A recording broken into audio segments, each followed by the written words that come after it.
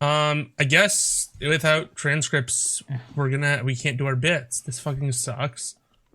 God damn it, Venture Brothers fandom site. Whoever runs that is a bunch of hacks. Yeah, not like we're gonna do anything about it. The Venture damn them. Who runs this? Who can I write a letter to? Who is the mod? Administrators. Pyro Joe, Dream Focus, Fe Demolition, Dimitroy, and Malcolm Fitzcarraldo. You 5 have let us down. Incredibly disappointed by you. Especially you, Malcolm. I don't know what to do. Podcast Night on Gargantua-1 is part of the Casual Cult Network. Bye, Phantom Spaceman. Thanks for coming to Movie Night. Yeah. Who cuts his hair? The Incredible Hulk? Like, what? Did he walk into his barbershop and say, "What can you do to make me look more like Pete Rose?" What's wrong with his hair? I have, like, the same haircut. Yeah, but you're emo. Your people can't be blamed for what your hair does. Goth, jerk off. But yeah, that's true. At least I don't have his eyebrows. Oh, you want to see eyebrows? Come to my creative writing class. There's this kid, no joke, they're out to here, and the weirdness doesn't stop there. All he writes are these way too specific poems about monarch butterflies. Total closet case.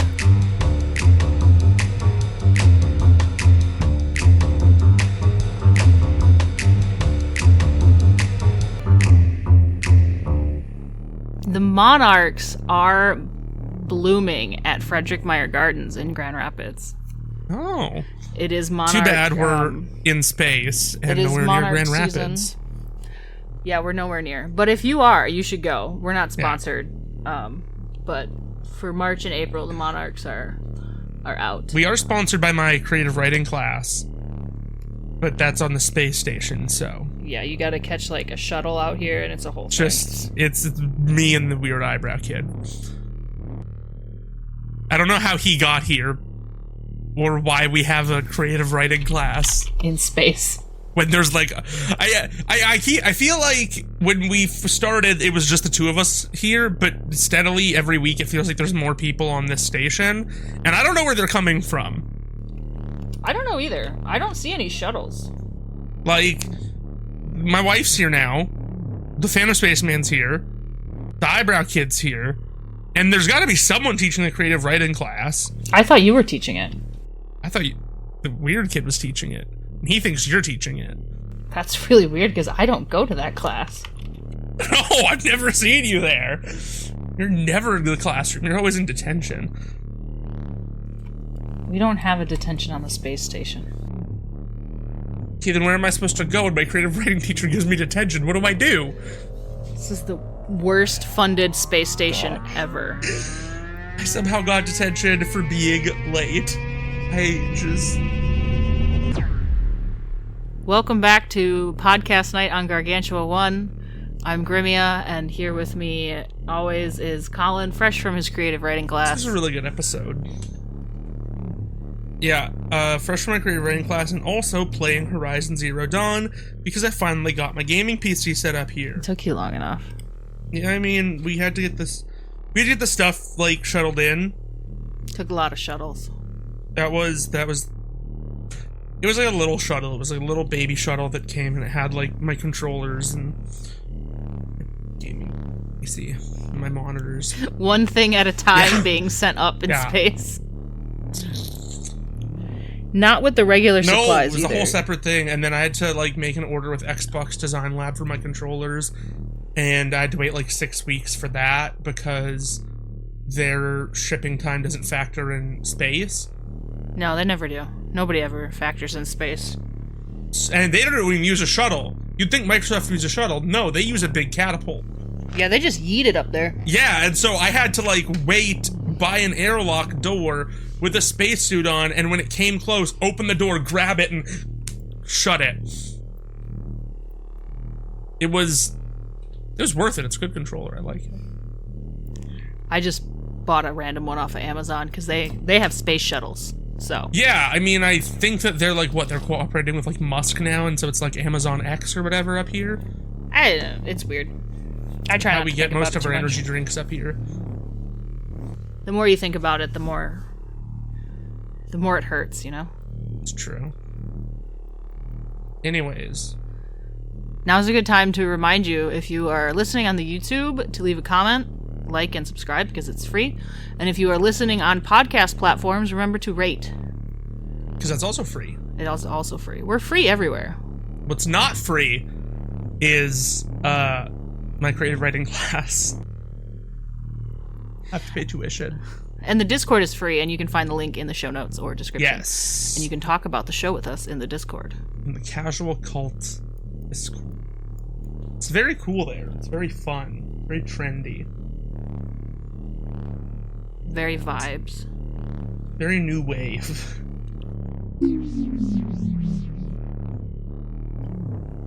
Let's see. What, this is an this is an odd number episode, so it was written by Jackson Public. It was an odd numbered episode, but an even number production code. Yes. And it was called Past Tense, which we haven't said yet. Oh, yeah. This episode, number 11 in season 1, is called Past Tense. It'll say that in the title of the episode. Yeah. And on the YouTube. But who reads titles? I don't know. It's not on the thumbnails because I just generate random thumbnails. I just let the video choose them. I got, like, 45 minutes into a book because I didn't read the title, and then I realized it was a cookbook. That's really unfortunate. It was bad.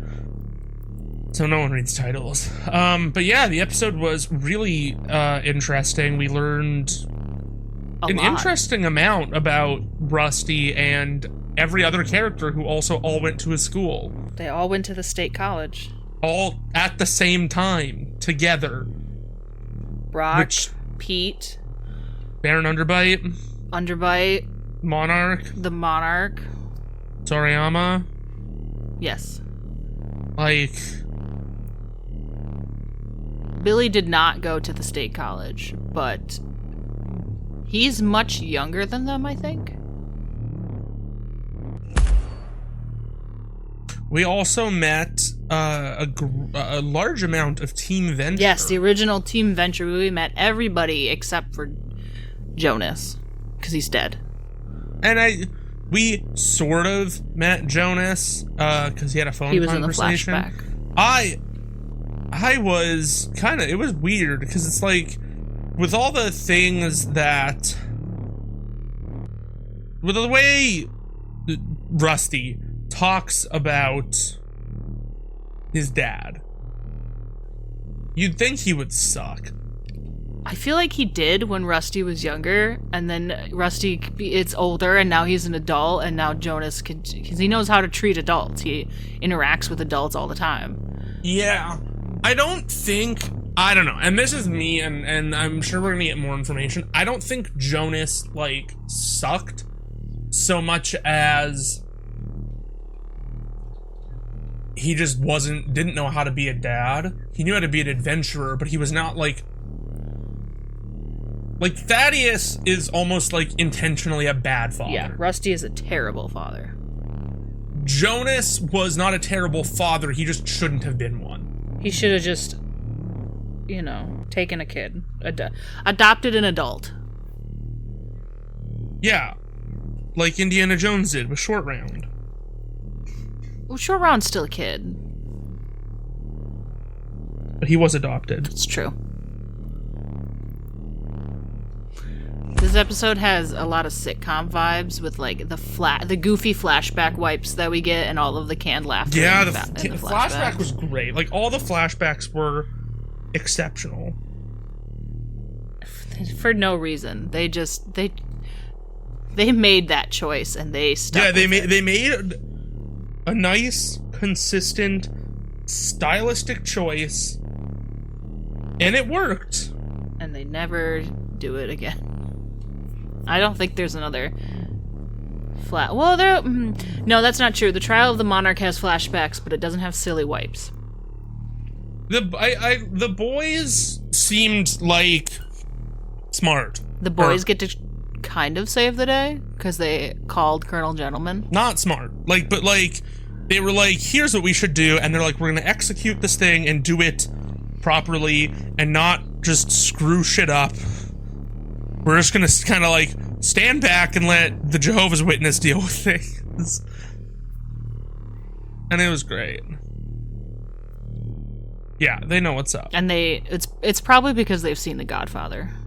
Because they did say wartime consigliere. Yes, that is a Godfather reference. Which is a great movie. Check out our new podcast where we just go way too in depth on The Godfather. We really could. I read the book. And I mean, when I say we're gonna do The Godfather, I mean only the first one. Yeah, just the first one. We aren't touching 2 and 3. Those are totally separate podcasts. Sorry, 2 will get a separate podcast. 3 will get a passing mention in the finale of 2 where I just say, fuck that movie. I've never seen 3. I've only seen 1. It is, like, okay, it's not bad. It is... awful? No, not even. That's the problem. It would be better if it was just the worst movie I'd ever seen. But it was, like... borderline competent, but it was nothing in comparison to the masterwork of the first 2. And that's the problem. I think the author for the book was still involved with the first 2. He definitely was in the first one. It also doesn't help that Sofia Coppola cannot act her way out of a wet paper bag. No, she's much better as a director. She has turned into a phenomenal director. I deeply appreciate her work as a director. She's great. She just is not a good actress, and that's fine. You don't have to be. But yeah, there's a lot of like bits of the plot where it's just kind of like eye-rollingly stupid, and some of the acting's really bad. But like the general like theme of Michael wanting to get out and not being able to, and it ruining everything in his life, is pretty good. This week's ADHD cut brought to you by Sofia Coppola and The Godfather. I don't know. It's less ADHD because The Godfather was actually mentioned in the episode. Last week's ADHD cut.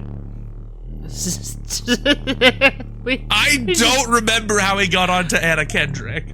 Sam Rockwell, but I don't remember how we got to Sam Rockwell. Okay. Somehow from Val Kilmer, I'm assuming. Probably. Oh my gosh. I do love Sam Rockwell though. Like, not to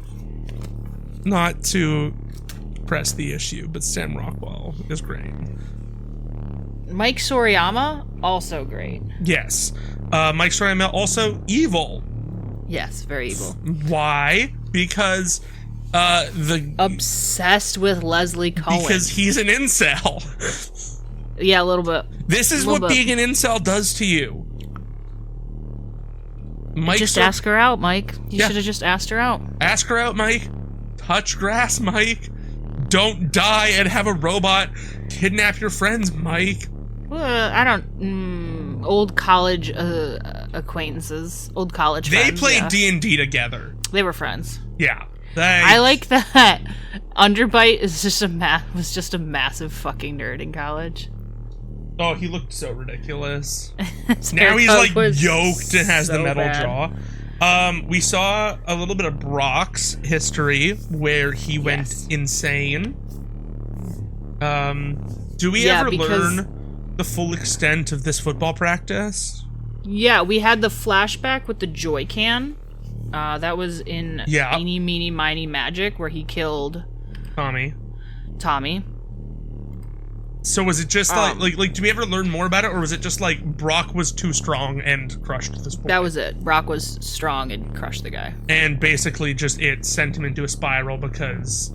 Yep, and he quit college, or he got kicked out, more or less. Yeah, he lost his scholarship and joined the army, and I guess there he learned how to refine his strength and control it. From the army, he does go on to the OSI, because we know he works for the OSI now. But I guess like that refined his strength into a controllable thing, and it's not so bad now. I mean, he did kind of just beat the ever-loving shit out of the OG Team Venture. So they did not deserve that. No, they didn't. They deserve better. They deserve so much better. They deserve Leslie Cohen.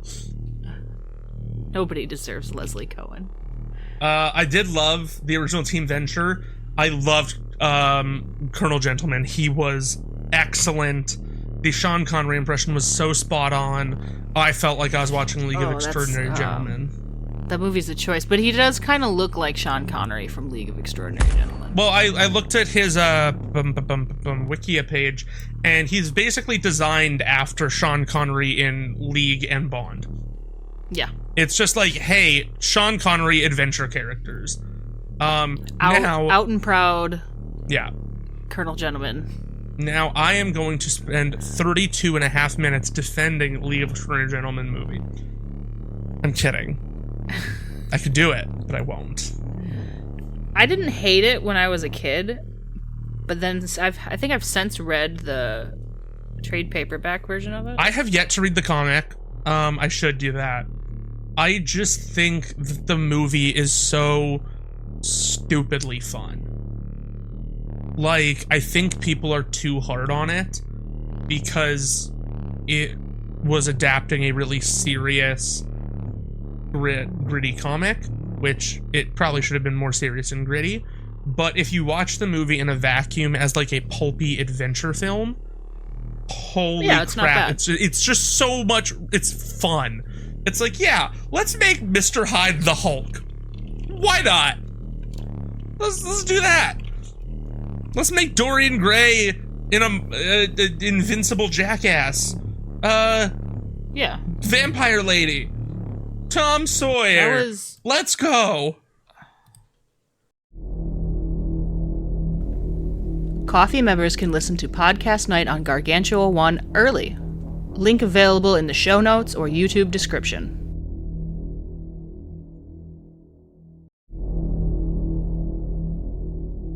My brain was about to jump straight to the intro question. Wow. Hey, we don't have. Who are we? You don't need to know that. All that matters is the story.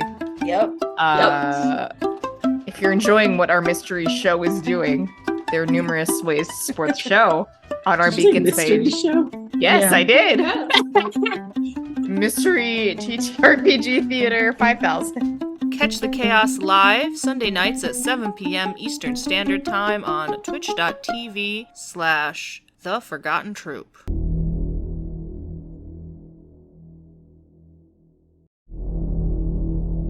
I'm making a return to streaming, so if you guys want to see some casual video gameplay, come on over. You can find my link and the links in the description. You know? You go to the link tree for us, and then there's my link tree, and then right there's my Twitch. I'm gonna play some Pokemon. You like Pokemon? I do. I'm just losing it. I thought you were losing it at like my like completely like unsell of myself. Oh, both of those. Yeah, both of those. Do you like Pokemon? You should come hang out and watch me. I'm a bad person. Yeah, that was around the same time we were getting the other Alan Moore movie. But yeah, like V for Vendetta. And then we got Watchmen in like 2008 or 9 or something like that. I genuinely think Watchmen is the worst of them, though. It is. And people are like, no, it's so good. I wanted the giant squid. People think Watchmen is so good, and it actually sucked. And they need to shower and touch grass. Yes. Okay, I wanted a giant squid. I wanted pirate misadventure comic. Totally. And I got neither. Well, the director's cut has the pirate comic. It's not the same. You're right. Yeah. I didn't get my giant squid. I have neither finished watching nor reading Watchmen. I loved it. I got deep into the comic, and it's one of those things where I'm like, I look at it and I'm like, I see the appeal here. This is well done. It is not for me. It is too grim. Yes, it is very dark. And that's why it's not for me. I'm not gonna be like, Watchmen sucks. I'm just like, this isn't for me. I will say the casting for the movie was very good. The casting was really good. Jeffrey Dean Morgan as the comedian is perfect. Jackie Earle Haley as Rorschach was great. The dude who played Vite as Vite was great. Ozymandias, perfect. Yeah. But I found that the movie suffered from everything that every Zack Snyder movie that is not Dawn of the Dead suffers from. And that's Zack being weirdly self-indulgent. Yeah, it happens. I was watching the movie and I got to the point where they're having sex in the owl ship. Yeah. And I was like, I don't want to watch this, so I started fast forwarding, and even on fast forward, I think it was still like 2 minutes of fast forwarding. I saw that movie opening night, midnight showing with my friend and her mom. So that's horrible. I so had read the comic at that point, and neither of them had. But it's like, you can just like cut away from the sex scene. You don't need to show it and then be like, and now fireworks as they climax, because subtlety. Thanks, Zach. You piece of crap. Like, at that point, that's when I turned the movie off. I'm like, I'm done. I can't even. Ugh. Oh, okay. So speaking of movies that like people shouldn't have seen, one of my friends from work said him and his mom were at the movies and they saw a movie and they thought it was in like an entomology film, like about bugs. Yeah. It was not. Oh no. It was Human Centipede. Oh no.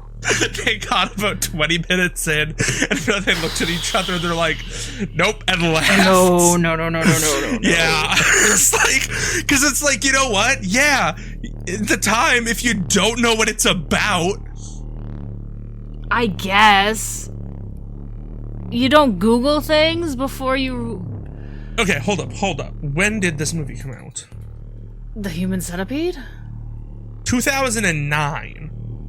So, I'm gonna say, smartphones weren't as prevalent then. I watched it in 2010. I know that much. So, that was 25 years ago. No. 20 years ago? 15 years ago. I can do math. I promise. 15 years ago, smartphones aren't as prevalent, and if you're at the movie, right, and you just said, oh yeah, let's go see it, and you see the title, and even like the poster at a glance, it's really easy to think it could just be a horror movie about bugs. Yeah, if you're not super paying attention. If you haven't seen a trailer for it, like, I buy it. But they left 20 minutes in. Good. They're like, no. Good, because that's awful. It is. I have not seen it. I have yet to see any of the movies. I have read the plot summaries of all three of them. I've seen the first two, and that was enough. You couldn't make it to the third one? I know. I would rather die. You're just like, I can't do it. It's such a horrible concept. And I feel like out of all of them, and again, just having read the plot summaries, the first one was like okay, we have a weird idea and we're gonna make a weird horror film about it. Cool.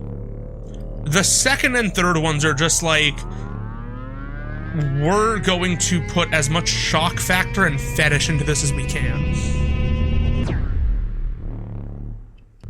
And they'll let us. And I'm like, why? Yeah. Stop. Turn it off. Horrible films. Centipedes, however, are similar to caterpillars, and caterpillars can turn into monarch butterflies, and the monarch was at State College. It's true. He took a creative writing class. Yeah, with these guys. And why was Sorayama so pissed off at these guys? Why did he want them dead so bad?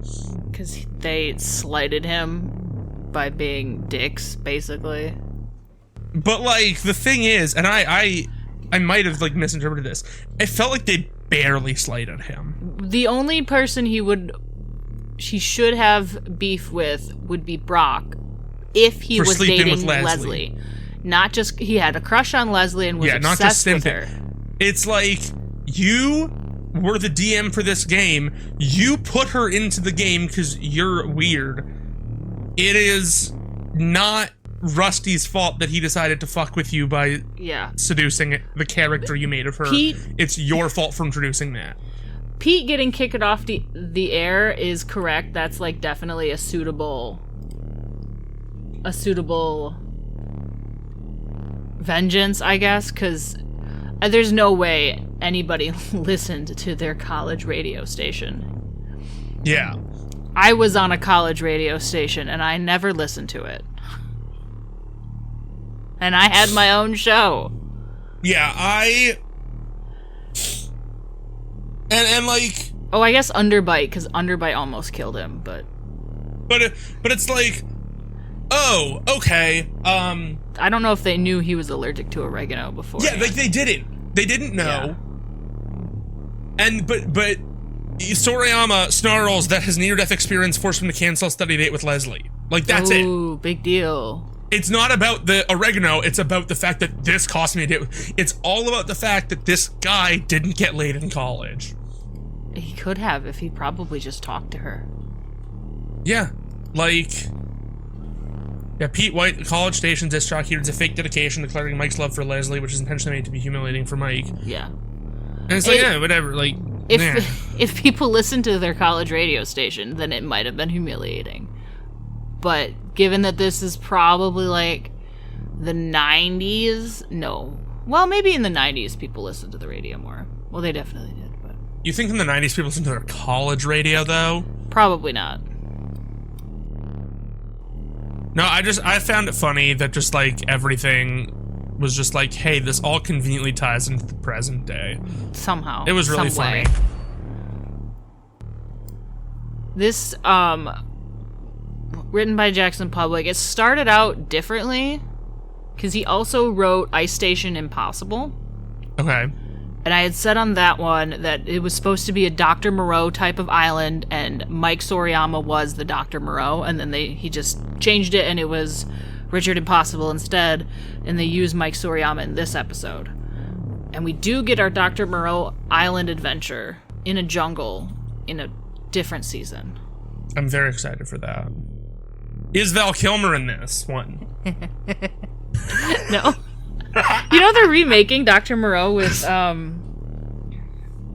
Anthony Hopkins? What? Yeah. That's gonna be awesome. It's called something else, which is closer to what the story was called, but I'll see if I can find the article again. Anyway. The fun reference I have is... Anthony Hopkins, Dr. Moreau. That's a lot. I'd Google that right now. Eyes in the Trees. Yeah, by the H.G. Reimagining of H.G. Wells' The Island of Dr. Moreau. In the film, Hopkins portrays a geneticist who has been isolated after the government stopped funding his research following the violent outbreak of one of his test subjects. Later, two renowned filmmakers and their crew embark on a journey of discovery. Okay. Fun. It'll be different because in the original Island of Dr. Moreau, the UN sends Remus Lupin to go see what the fuck's going on because they haven't heard from anybody on the island and they're wondering what he's up to. And Val Kilmer's there. Slowly going insane. Anyway, the reference is a Highlander reference. Baron Underbite shows up to the church. Hank freaks out, and Brock's like, don't worry, he's not going to do anything on hallowed ground. Immortals and Highlander will not fight on hallowed ground. Also, Sean Connery is in Highlander. My favorite reference was just Sean Connery in general. Like, just the very Sean Connery-ness of... Colonel Gentleman. If that does not count as a reference, then You're Not a Wartime Consigliere it's hilarious. There's a lot of James Bond references in this show in general. I don't doubt it. Maybe I'll remember to count when we do our wrap-up episode, but we should also probably count how many times Brock gets laid. Spy Kids 2, The Island of Lost Dreams, is just Dr. Moreau, right? Yeah. It's pretty much like a kid version of Dr. Moreau. The Island of Dr. Buscemi. You ever think God stays up there because he's afraid of what he's created? Well, with that, I'm going to go to my creative writing class and creatively rewrite the script for Spy Kids 2. That's just called fan fiction, Colin. It's creative. Fan fiction is art. And we'll see you next week for a trial. We have court next week. Are we going to court? Is the trial of the monarch next week?